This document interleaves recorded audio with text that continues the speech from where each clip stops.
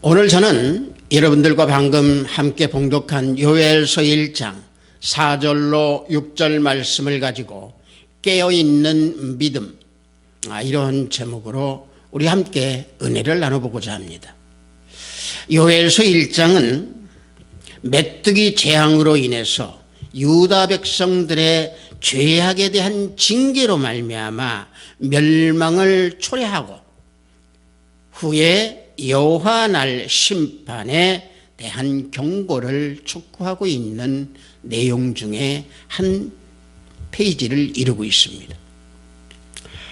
우리가 여기에서 살펴볼 내용은 이 메뚜기 재앙이라고 하는 것이 비단 유다 백성, 유대 백성, 이스라엘 민족에게만 닥친 재앙이 아니고 당시에 팔레스틴 전역에 이러한 재앙이 다 닥쳤다라고는 사실입니다. 다만 이러한 재앙을 요엘 선지자는 이스라엘 백성들에게 이 자체를 재앙으로 보지 아니하고 종말론적인 시각으로 바라보면서 여호와 날이 도래한다라고 하는, 심판의 날이 도래한다라고 하는 그러한 경고를 이스라엘 백성에게 하고 있다라고 하는 사실입니다. 자, 문제는 하나님을 믿는 자녀들이, 하나님을 섬기는 이스라엘 백성들이 하나님의 심판이나 하나님께서 내리는 재앙이나 징계를 깨닫지 못하고 있기에 요엘 선지자는 지금 재앙을 가지고 여호와 날에 가까워왔다고 외치고 있는 겁니다. 다시 말하면 심판이나 징계를 받으면서도 그 자체가 왜 임했는지 깨닫지 못하고 느끼지 못하기에 요엘 선지자는 그 부분에서 경고하고 또 권면하고 있는 겁니다. 따라서 심판이나 징계를 받으면서도 알지 못하고 깨닫지 못하고 하는 사람들은 교만에 빠지게 되어 있다라고 하는 얘기를 지금 요엘 선지자는 이스라엘 백성들에게 말을 하고 있는 겁니다. 그래서 잠언서 29장 1절에 다음과 같이 경고하고 있는 말씀을 우리는 알고 있습니다. 자주 책망을 받으면서도 목이 곧은 사람은 갑자기 패망을 당하고 피하지 못하리라 라고 잠언서에서 우리에게 말씀하고 있습니다. 요엘서에서 놓고 봤을 때에 징계나 심판을 받는 사람들은 과연 그렇다고 하면 누구인가? 본문 5절을 보니까 취하는 자들아 너희는 깨어 울지어다 라고 요엘 선지자는 책망하고 있습니다. 취하는 자들은 심판이나 징계를 받는 자들이다라는 얘기입니다. 즉 깨어있으라는 얘기입니다. 본문 2절 앞에 보면은 개역 한글에서는 장로들아라고 칭하고 있고요, 개역 개정에서는 늙은 자들아라고 칭하고 있습니다. 장로들이나 늙은 자들은 영어 성경 NIV 영어 성경에서 보면은요 엘더라고 표기되어 있습니다. 엘더라고 해석을 하고 있습니다. 그 뜻은 뭐냐면은 나이가 위에 있는 사람, 또 지위가 위에 있는 사람, 또는 연장자라고 하는 의미에서 엘더를 쓰고 있습니다. 여하튼 제가 왜 이 얘기를 드리느냐, 여하튼 직분자이든 나이 먹은 사람이든 하나님을 믿은 그 연한이 많든 사람이든 작든 사람이든 세상에 취하고 술에 취하고 자기 자신에 취해서 하나님을 잃어버린 사람들을 통칭해서 부르는 말이 늙은 자들아 아니면 장로들아 이렇게 칭하고 있습니다. 다시 말하면 술에 취한 사람들, 자, 술에 취했다고 하면 다만 취해 있다라고 하는 그 자체만 우리가 살펴보자라는 얘기입니다. 물론 술을 먹으면 취하게 되어 있습니다. 취한다라고 하는 것은 어떤 사물이나 상태에서 자신의 모든 마음과 생각이 젖어서서 몽롱하게 되어 있는 상태에서 움직일 수 없는 모습을 우리는 취해 있다라고 얘기합니다. 그래서 본문에서 취해 있는 자들아 라고 하는 이 말씀은 지금 술에 취한 자들에게 경고를 하고 있는 겁니다. 술에 취한 자들은 왜 술에 취한 자들이라고 여기서 말하고 있느냐? 물질의 풍요와 자신의 도취하고 세상에 취해 있기에 술독에 빠져 있다는 얘기입니다. 이 시대의 우리를 바라봅시다. OECD 국가 중에서 30개 국가 중에서 술 소비량이 가장 많은 국가가 우리 한국이라고 하는 조사 통계가 나와 있습니다. 우리나라 마케팅 전문가들이 우리나라 술 소비가 많은 그 원인을 뭐라고 지적하고 있느냐면은 한국인의 과음 문화는 술을 많이 마시는 것을 자랑스럽게 여기고 음주에 대해 관대한 것에서 비롯되었다라고 진단하고 있습니다. 여러분들 낮에 음식점에서 음식을 많이 먹어봤을 겁니다. 그 음식점 낮에 들어가서 봤을 때에 주위에 식탁 위에 소주병 한 병 정도 없는 곳이 없습니다. 특히 낮에 식사를 가면은 또 낮에 식사하러 식당을 들어가 보면은 거의가 여자분들이 식탁을 차지하고 있는 경우가 대부분입니다. 그럼에도 어김없이 그 위에는 소주병 하나 내지는 맥주병 하나가 놓여 있습니다. 어찌놓고 보면은 한국 사회는 취해 있는 사회라고 진단을 해도 과언이 아닐 정도로 우리나라는 취해 있는 사회고 취해 있는 한국이라고 칭할 수 있습니다. 왜 이러한 현상이 일어나고 왜 이러한 현상에 우리는 빠져서 살 수밖에 없는가? 결론부터 말한다고 하면은 세상에 취해 있기 때문에 그렇다라는 얘기입니다. 다시 말하면 사단의 종노릇을 하기 때문에 술에 취해 있고 낮부터 술을 먹게 된다는 얘기입니다. 탈무드에 이런 얘기가 있습니다. 노아가 포도나무를 심으려고 할 때에 사탄이 찾아와서 물어봅니다. 사탄이 노아에게 물어봅니다. 무엇을 하고 있습니까? 그러니까 노아가 포도나무를 심고 있습니다. 그랬어요. 그러면서 노아는 그 포도나무를 어떻게 설명을 하냐면은 포도는 과일나무인데 달고 또 아주 적당한 신맛을 가지고 있어서 이것을 발효를 시켜서 먹으면은 아주 즐거운 마음을 가질 수 있는 술이 된답니다라고 사탄에게 자랑을 했습니다.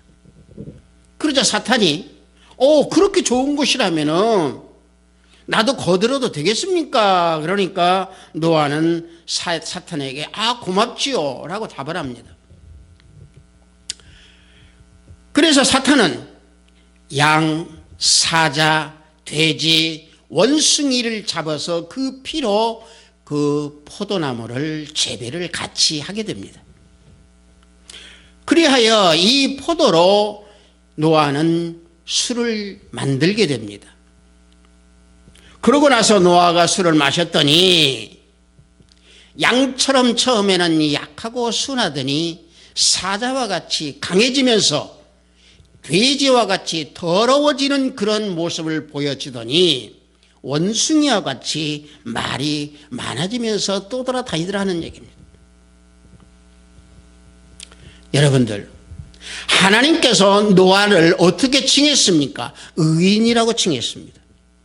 이런 의인이라도 술에 취하니까 결국에는 자신의 부끄러운 것을 보여주어 추태를 보이는 그러한 모습을 우리는 성경에서 읽고 성경에서 우리는 알고 있습니다. 그래서 아무리 의로운 사람이고 아무리 믿음이 오래된 사람이고 내가 아무리 믿음이 강하다고 자신을 한다고 할지언정 술에 취하고 세상에 취하고 내가 내 자신에 취해버리면은 사단이 틈을 타서 그 가운데에 미혹을 해서 들어간다라고 하는 얘기입니다. 그래서 근신하고 깨어있으라고 베드로 사도는 우리에게 권면하고 있습니다. 베드로전서 5장 8절을 보면은 근신하라 깨어라 너희 대적마귀가 우는 사자같이 두루다니며 삼킬 자를 찾나니 삼킬 자를 찾는다고 그랬습니다. 죄 있는 자들에게 요엘 선지자는 외치는 소리가 뭐였습니까? 죄 있는 자들아 너희는 깨어 울지어다 라고 2번을 얘기하고 있습니다. 깨어 울라라는 얘기입니다. 하나님께서는 깨어서 울라고 촉구하고 계십니다. 하나님의 말씀을 받고도 안일한 가운데요 깨어있지 않는 사람들은 징계와 심판과 채찍을 받게 된다라고 하는 것을 지금 이 요엘서에서 우리에게 알려주고 있습니다. 따라서 깨어있는 자는 자기 자신을 발견한 사람들입니다. 심리학자 칼 융은 당신은 당신 자신이 누구인가 아는가 라고 말하고 있습니다. 중요한 말입니다. 인생에서 살아갈 때 우리는 우리 자신을 알게 되기까지는 굉장히 시간이 오래 걸립니다. 특히 우리가 나이가 중반쯤 되면은 자기 인생에 대해서 생각하게 됩니다. 인생에 대해서 생각하게 되면은 결국에는 자기의 죽음도 한 번쯤 다 생각을 하게 되어 있습니다. 그래서 인생의 마지막 수단으로 종교적인 인생관을 생각하게 되어 있다는 얘기입니다. 종교적인 인생관이라고 하는 것은 무엇입니까? 종교적인 인생관이라고 하는 것은 내가 살면서 방황한다든가 나에게 닥쳐져 있는 질병이라든지 나에게 닥쳐져 있는 모든 환경, 이 모든 환경을 바라볼 때에 자기 인생이 삶을 허무하게 생각하고 인생의 삶을 상실하게 된다는 얘기입니다. 그래서 심리학자 융이 종교적 인생관을 얘기하고 있는 겁니다. 자, 종교적 인생관이 칼 융이 얘기하고 있는 그 인생관이라고 하는 것은 예수님께서 얘기하고 계시는 새로운 피조물, 그 새로운 피조물의 그 인생관이 되어야 된다라고 하는 얘기입니다. 새로운 피조물로 내가 탄생되었을 때는 내가 내 자신을 발견할 수 있습니다. 내가 내 자신을 발견할 수 있을 때에 주님으로부터 내가 내 자신을 발견하게끔 했다라고 하는 것을 깨닫게 된다라고 하는 얘기입니다. 그래서 우리가 주님을 처음 영접할 때는 눈물, 콧물 할 거 없이 우리는 쏟아부으면서 울면서 주님 앞으로 달려나갑니다. 이와 같이 우는 사람이든 신앙에 오래된 사람이든 주님을 믿으면서 이 신앙생활하는 사람의 겉모습은 다 똑같습니다. 하지만 깊게 살펴보면 온전하지 못한 사람도 있을 뿐더러 또 온전한 사람도 있습니다. 그래서 디모데후서 3장에서 보면은 경건의 모양은 있지만은 경건의 능력이 없는 자들에게 돌아서라고 사도 바울은 권면하고 있습니다. 디모데후서 3장 5절을 보면은 경건의 모양은 있으나 경건의 능력은 부인하니 이 같은 자들에게서 내가 돌아서라 라고 디모데에게 권면하고 있는 내용을 우리는 말씀에서 찾아볼 수 있습니다. 하나님 자녀의 모양은 있지만은 그 안에 하나님 자녀의 모습이 없다라는 얘기입니다. 세상에 죄 있는 사람들이 실질적으로 하나님의 모습이 그 안에 없기에 사단의 미혹에 쉽게 넘어간다는 얘기입니다. 따라서 요엘 선지자는 유대인뿐만이 아니라 이방인들에게까지도 지금 외치고 있다는 얘기입니다. 다시 말하면 이 시대에 불신자가 됐든 하나님을 믿는 자녀가 됐든 모두에게 뭐라고 외치고 있느냐? 요엘 선지자가 말하고 있습니다. 취한 자들아 너희는 깨어 울지어다. 포도주를 마시는 자들아 너희는 울지어다. 외치고 있습니다. 귀를 기울이십시오. 그래서 깨어 우는 자들은 깨어있는 믿음을 지닌 자들이기에 자기 자신을 발견할 수 있다는 얘기입니다. 여러분들 성경에서 보면은요, 하나님께서 귀히 쓰시는 자들은, 위대한 사람들은 살아계신 하나님을 만나는 계기가 분명히 다 있었습니다. 그 계기에서 놓고 보면은 위대한 선지자나 위대한 사람들은 자신이 추악한 죄인임을 다 발견하고 자신의 사명을 발견했기에 그 사명을 끝없이 하나님의 말씀을 믿고 달려가서 성공하는 사람이 되었고 성공하는 종이 되어서 그 사명을 다 감당할 수 있었다는 얘기입니다. 여러분들 구약에서 보십시오. 이사야가 있고 예레미야가 있고 또 모세가 있고, 신약에서 보십시다. 신약에서는 베드로가 있고 사도 바울이 있습니다. 이 사람들은 자신을 발견하고 자신에게 하나님께서 주어주신 그 사명이 무엇인가를 알았기에 이들은 위대한 선지자가 될 수 있었고 위대한 성공자가 될 수 있었습니다. 아비스트 사이버 교회 형제 자매 여러분들, 하나님을 만나십시오. 예수 그리스도 안에 거하십시오. 성령 하나님의 감동에 취해서 사십시오. 그러면은 여러분들 자신에게 하나님께서 주시는 그 사명이 무엇인가를 발견할 수 있으며 여러분들 스스로 여러분을 알게 되고 발견하게 된다는 얘기입니다. 실제로 우리 구약에서 방금 제가 말씀드린 대로 이사야를 예를 들어봅시다.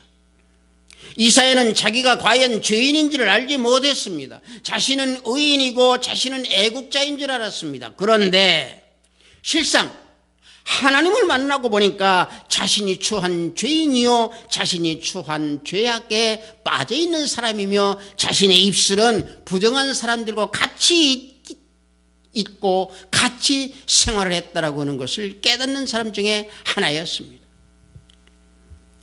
이사야서 6장 5절을 보면은 그때에 내가 말하되 화로다 나여 망하게 되었도다. 나는 입술이 부정한 자요 나는 입술이 부정한 백성 중에 거주하면서 만군의 여호와이신 왕을 배웠음이로다 하였더라. 이와 같이 고백하고 있습니다. 그때에 이런 고백을 할 때 어떻게 했습니까? 성령의 불이 자기 입술에 성령의 불이 되어져서 죄가 사여졌음을 알게 됩니다. 이사야서 6장 6절에서 7절을 보면은 그때에 그 수랍 중에 하나가 부젓가락으로 제단에서 잡은 바 핀 숯을 손에 가지고 내게 날아와서 그것을 내 입술에 대며 이르되 보라 이것이 내 입에 닿았으니 내 악이 제하여졌고 내 죄가 사여졌느니라. 성령의 불로 소멸을 받고 성령의 불로 악이 제하게 됨을 이사야는 받게 된 겁니다. 성령의 불을 체험했다는 얘기입니다. 성령으로 인하여 자기 자신을 발견하게 됐다는 얘기입니다. 우리가 성경을 대하고 우리가 말씀을 대하고 우리가 말씀을 들을 때에 복음의 빛에서 우리는 내 자신을 발견할 수 있어야만 됩니다. 자기 자신을 발견하지 못하기에 술에 취하고 포도주에 취하고 세상에 취한다는 얘기입니다. 세상에 취하게 되면 사단의 미혹에 빠지게 됩니다. 사단의 미혹에 빠지게 되면 결국에는 내 자신을 실망하게 되고 내 자신을 실족하게 되고 내 자신을 찾지 못하고 방황하고 헤매게 된다는 얘기입니다. 믿는 자녀들끼리도 내 자신을 찾지 못하고 있는 사람들은 서로가 다투게 되고 서로가 시기하고 서로가 질투합니다. 여러분들 교회에서 싸우게 되고 보이지 않는 싸움이 나오는 이유가 바로 자기 자신들을 찾지 못하는 믿음을 가지고 있기에 싸우게 되고 그 시기에 질투가 난무하게 되는 겁니다. 여러분들 구약에서 자기 자신을 알지 못하고 동족끼리 싸우는 내용이 딱 한 군데 나옵니다. 출애굽기에 보면은 자신의 동족을 치는 관리를 보고 모세는 그를 죽여버립니다. 그런데 자기 동족인 모세를 결국에는 오히려 화를 타하게 만드는 게 누굽니까? 동족입니다. 동족끼리 싸웠기 때문에 그렇습니다. 우리 믿음을 지닌 하나님의 자녀들도 내 자신을 찾지 못하게 되면은 모세를 미디안 땅으로 몰아내버리듯이 우리 믿는 자녀들도 세상으로 우리 형제 자매들을 내몰아버린다라는 얘기입니다. 다시 말하면 그 원인은 내 자신을 발견하지 못하고 깨어있는 믿음이 그 안에 없기에 성령이 그 안에서 소멸되어 버렸기에 자신의 존재를 잃어버리고 결국에는 외부적인 것, 다른 거에 의지하게 된다라고는 얘기입니다. 다른 거에 의지한다라고 하는 것은 결과적으로 상호 의존증이라고 하는 그런 올무에 걸리게 된다라고 하는 얘기입니다. 상호 의존증이라고 하는 것은 내 자신 스스로도 의식하지도 못한 상태에서 모든 일을 떠맡게 되고 작은 일도 떠맡게 되면서 내 자신이 모든 것을 해결하지 못하고 남을 의지하고 어떤 것을 의지한다라는 얘기입니다. 그것은 바로 뭡니까? 그 어떤 것이라고 하는 것은 뭡니까? 약물에 의지하고 또 폭력에 의지하고 술에 의지하고 성중독이 되고 또 이단에 빠져서 이단에 중독이 되고 부모를 불신하게 되고 부모에게 항거하게 되고 분노를 일으키고 질병이 내게 닥쳐오고 이러한 모든 것들이 바로 왜 일어나느냐? 내 자신의 내부에서 내가 알지 못하고 나를 찾지 못하고 결국에는 외부에 의존해서 이런 거에 의존해서 해결하려고 하니까 상호 의존증에 걸린다라는 얘기입니다. 상호 의존증을 다시 뒤집어서 얘기한다면 자아상실증이라고 표현할 수 있을 겁니다. 사단은 우리를 이와 같이 미혹해서 만들어버리려고 우는 사자같이 우리에게 달려들고 있습니다. 그래서 이러한 모든 것에서 우리가 벗어나려고 하면은 깨어서 주님을 바라보면서 믿는 자녀, 깨어있는 믿음, 결국에는 깨어서 우는 사람이 되어야 된다는 얘기입니다. 어떻게 울어야 되느냐? 온전한 삶을, 온전한 믿음을 지닌 그런 모습으로 우리는 울면서 주님 앞으로 다가가야 한다는 얘기입니다. 그럴 때 결국에는 깨어있는 사람은 기도를 하게 되어 있습니다. 기도하면서 살아계신 하나님을 만날 수 있습니다. 그래서 예레미야 29장 12절 13절에 보면은 너희는 내게 부르짖으며 내게 와서 기도하면 내가 너희들의 기도를 들을 것이요 너희가 온 마음으로 나를 구하면 나를 찾을 것이요 나를 만나리라 라고 예레미야 선지자는 하나님의 말씀을 전하고 있습니다. 하나님께 우리가 기도를 하고 우리가 하나님께 나아갈 때 하나님은 우리를 만나 주십니다. 어떤 젊은이가 낚시터에서 노인에게 낚시를 하면서 물어봅니다. 노인에게요. 어떻게 하면은 하나님을 만날 수 있습니까? 라고 노인에게 물어보니까 이 노인이 아무 말을 하지 않으시다가 그 젊은이의 머리를 붙잡고 물에다가 머리를 집어넣어 버립니다.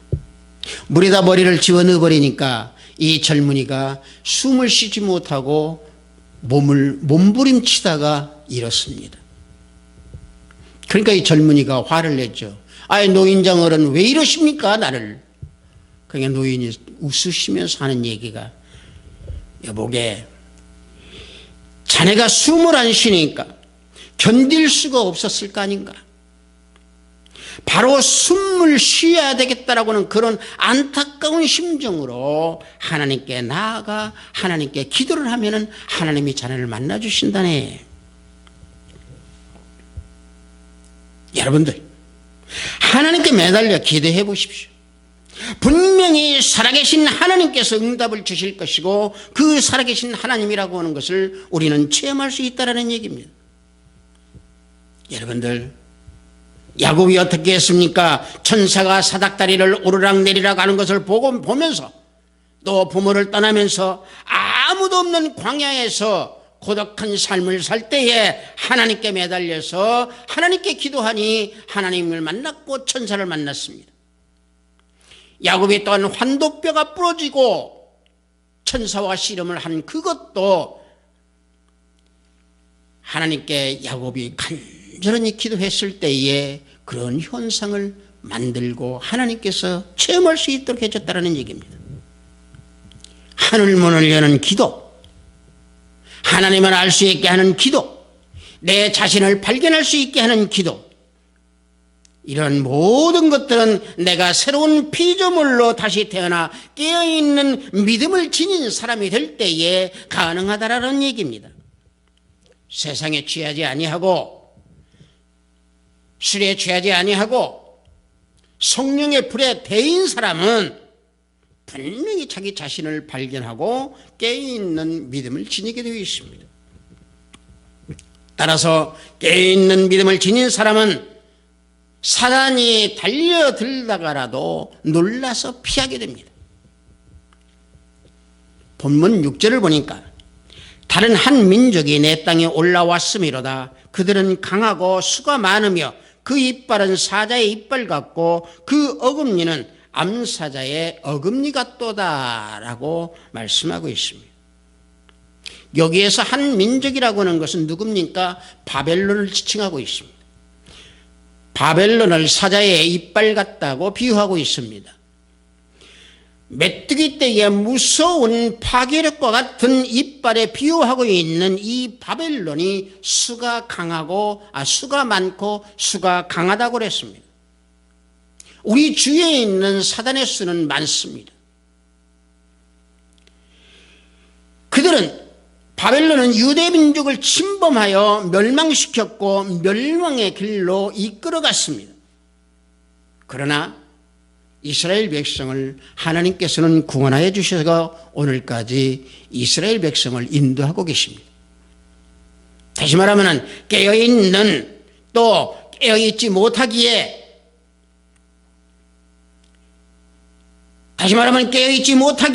유대 민족은 사단이 침범하여서 몰락시키게 됐다는 얘기지만은 그래도 하나님께서는 긍휼히 여기어서 이스라엘 백성을 구원해 주셨습니다.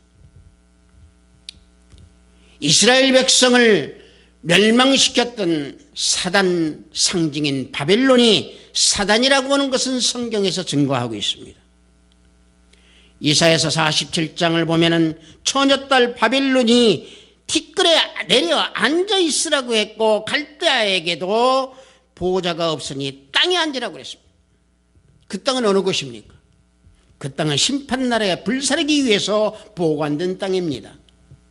베드로후서 3장 6절에서 7절을 보면은 이로 말미암아 그때 세상은 물이 넘침으로 멸망하였으되 이제 하늘과 땅은 그 동일한 말씀으로 불사르기 위하여 보호하신 바 되어 경건하지 아니한 사람들의 심판과 멸망의 날까지 보존하여 두신 것이니라.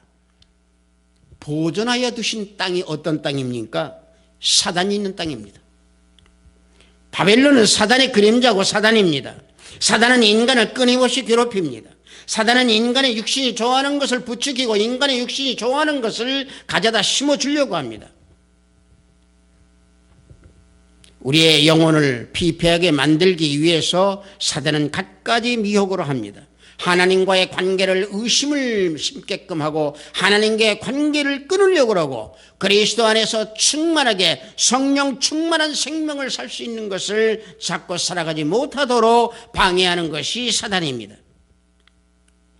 사단은 우리 하나님의 자녀들이 하나님과 우리의 관계를 끊을 수 없다라고 하는 것을 압니다. 그래서 실족하게 만들려고 온갖 방법으로 유혹을 하고 미혹을 합니다. 만약에 우리가 예수 그리스도와 연합된 삶을 살지 않으면 사단의 희생물이 된다는 얘기입니다. 그래서 야고보 기자는 하나님께 순종하라고 말씀하고 있습니다. 야고보서 4장 7장 보면은 그런즉 너희는 하나님께 복종할지어다 마귀를 대적하라 그리하면 너희를 피하리라 라고 말씀하고 있습니다. 사단의 희생물이 되지 않기 위해서는 말씀 위에 서 있어야 합니다. 성경은 영혼을 살리는 생명의 말씀입니다. 하나님의 말씀은 단순히 활자나 출판으로 만들어진 책이 아닙니다. 성령께서 살아계셔서 생명을 불어넣은 책, 생명을 불어넣은 말씀입니다. 그래서 말씀은 능력입니다. 그 말씀과 함께 하면은 사단이 피합니다. 사단이 접근하지 못합니다. 깨어있는 믿음을 지닌 사람은 말씀과 함께하는 사람입니다. 그래서 깨어있는 믿음을 지닌 사람은 준비하는 사람입니다. 여러분들, 이제 주님께서 오시는 날이 성탄절입니다. 자, 성탄절 앞에 우리가 또 지키는 절기가 뭡니까? 대림절, 대강절. 자, 이 절기의 정점이 지금 이 주일이라고 저는 말하고 싶습니다. 왜냐? 대강절의 특징은 기다림입니다.